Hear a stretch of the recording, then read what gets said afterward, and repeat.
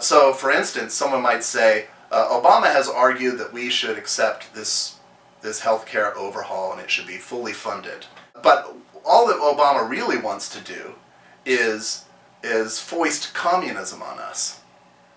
Right? So he calls it Obamacare, but really he wants government to control every aspect of our lives. You don't want that, do you?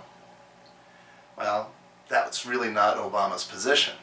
And we can agree or disagree with the healthcare law on the basis of its merits, but he doesn't want government to control every aspect of human life. That's an exaggeration. That's a weaker version of his position on healthcare.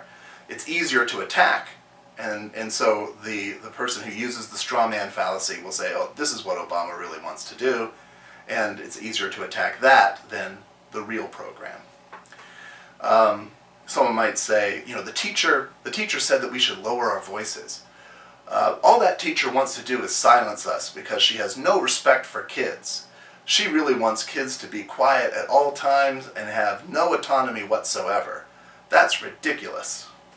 Well, that's not what the teacher was doing.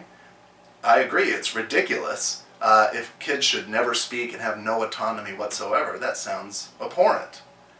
But that's not what a teacher is saying when she says lower your voices. Right?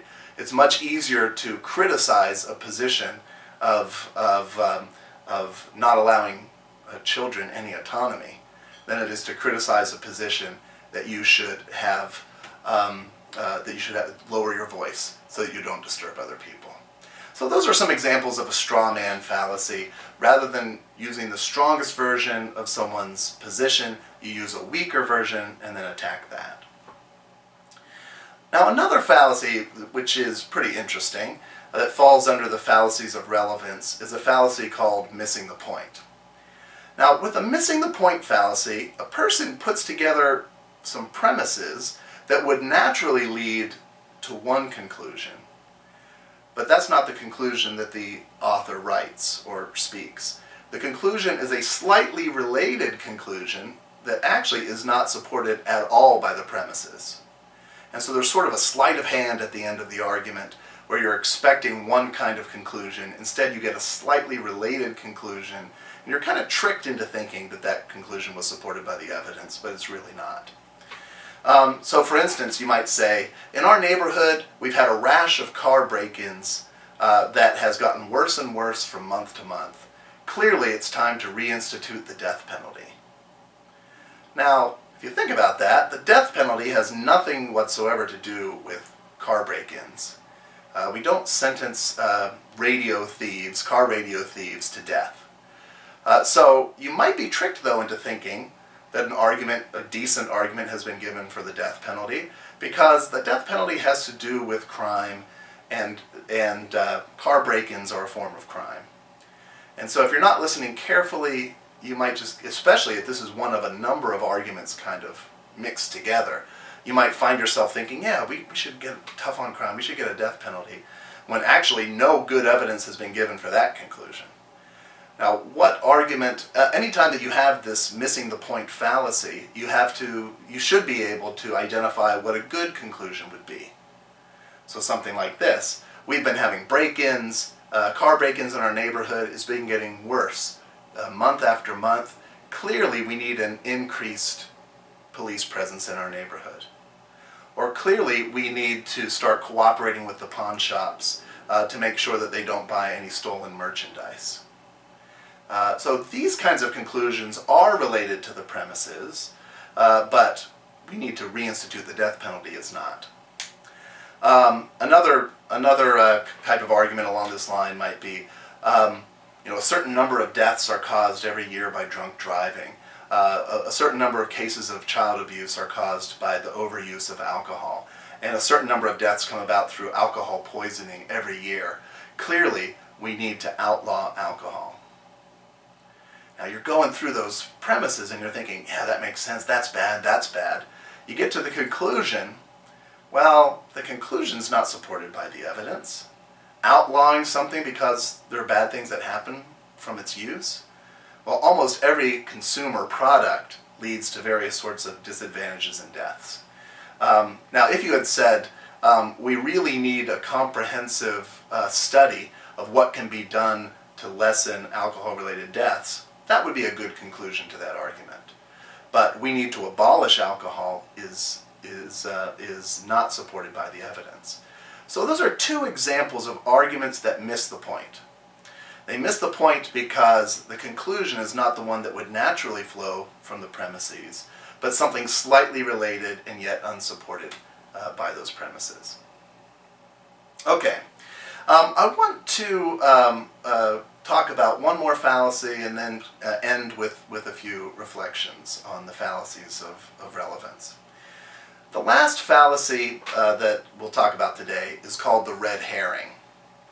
Now, the red herring is a fallacy where someone perhaps gives you a good point, something you don't really know what to say in response to, or they give a good argument, and you're not sure how to respond to it. So you basically change the subject, and the statements that you make are not at all relevant to the issue at hand.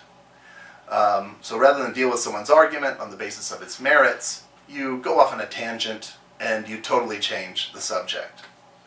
So maybe someone's giving a theological argument and they would say, you know what, God can't exist. Look around at the evil in the world and all the suffering. It really looks like God doesn't exist. Well, as you know, philosophers, theologians, they actually do have some good responses to the problem of evil, but maybe you're not aware of any of them. And so you want to change the subject. So you might respond to that argument by saying, yeah, you know, evil does seem to be a problem, but what really is evil after all? I remember one time in high school I got this record album and it had a guy with like devil horns, and my parents said, that's an evil album, I don't want you to listen to it. But I listened to it because I just liked the music. I didn't even know what the word, I couldn't even understand what the singer was saying. You know, it's just ridiculous. Parents are so overbearing these days. Well, hopefully, we'll start talking about how overbearing parents are. I've completely changed the subject. And that's the nature of the red herring fallacy. The red herring fallacy gets its name, by the way, from fox hunts in England, when the dogs would be chasing after the fox. And actually, I think it's very sad, a very sad hobby. But the dogs are chasing after the fox, and they would take some dead fish, some red herring, and they would put it across the path of the dogs to try to distract them and lead them away from the fox. And so that's what the red herring fallacy does. Rather than dealing with the argument that's presented to you, instead you try to draw the person away to a totally different subject. And this happens, as you know, all the time in daily conversations, especially when people are arguing over the dinner table about some matter of importance. Before you know it, you're talking about something completely different. And this is the fallacy of the red herring. I wanted to just end with a reflection about the fallacies of relevance.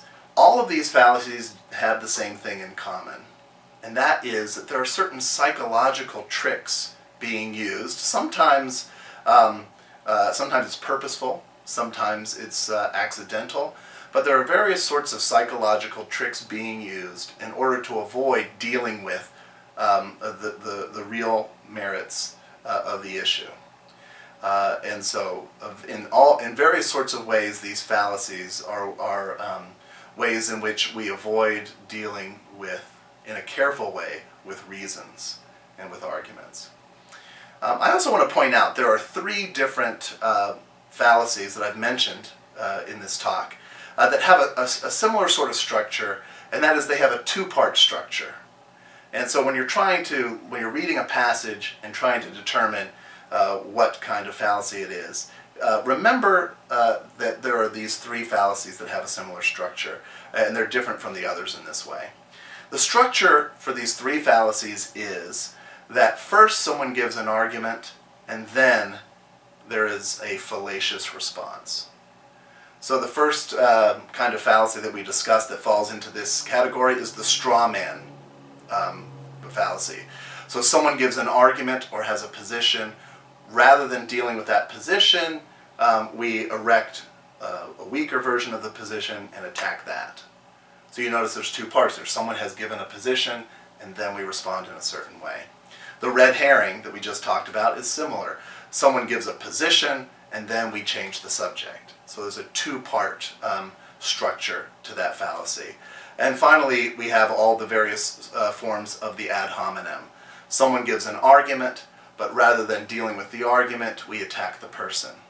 So keep that in mind if you run into a passage that has that dual structure to it. Someone says such and such, but blah, blah, blah, blah. Then you can think, this is probably straw man or red herring or an ad hominem. And so there's a helpful hint for you. Thank you very much for your time, and I look forward to talking with you more about many different kinds of fallacies, and I hope you have a nice night or a nice day, depending on the time of day or night it is where you are. Have fun. Bye.